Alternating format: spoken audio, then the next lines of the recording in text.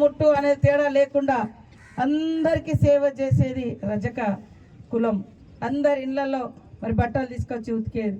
ఒకప్పుడు దోబిఘాట్లు కట్టిరు, అవి తర్వాత మళ్ళీ ఇప్పుడు కొంత ఎట్లా ఉంది ఏందనేది కూడా మీరు ఒక మరి నివేదిక లాగా మన సంఘానికి మన జాతులకు ఏం అవసరం ఉంటుంది, ఎలాంటి బెనిఫిట్స్ ఇస్తే బాగుంటుంది అనేది కూడా చెప్పండి. తప్పకుండా మేము మీకు అండగా ఉంటామని తెలియజేస్తూ వీరవనిత ఐలమ్మ గారి యొక్క విగ్రహాన్ని ఆవిష్కరించడం సారన్నతో కలిసి మీ అందరితో కలిసి మరి ఏటునాగారం కూడలిలో చాలా సంతోషం, చాలా గర్వంగా ఉంది.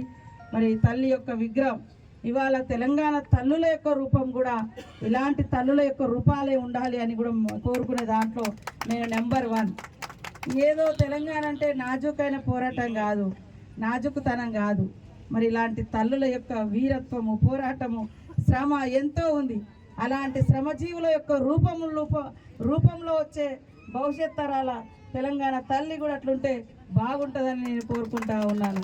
కాబట్టి ఆ యొక్క తల్లికి వీరవనిత ఐలమ్మ గారికి నివాళులర్పిస్తూ ఆమె యొక్క స్ఫూర్తితో భవిష్యత్తులో మనమందరం ఎక్కడ అన్యాయం జరిగినా అక్కడ మనం ఉందామని తెలియజేస్తూ ఐలమ్మ గారికి జోహార్లు అర్పిస్తూ సెలవు తీసుకుంటా ఉన్నాను.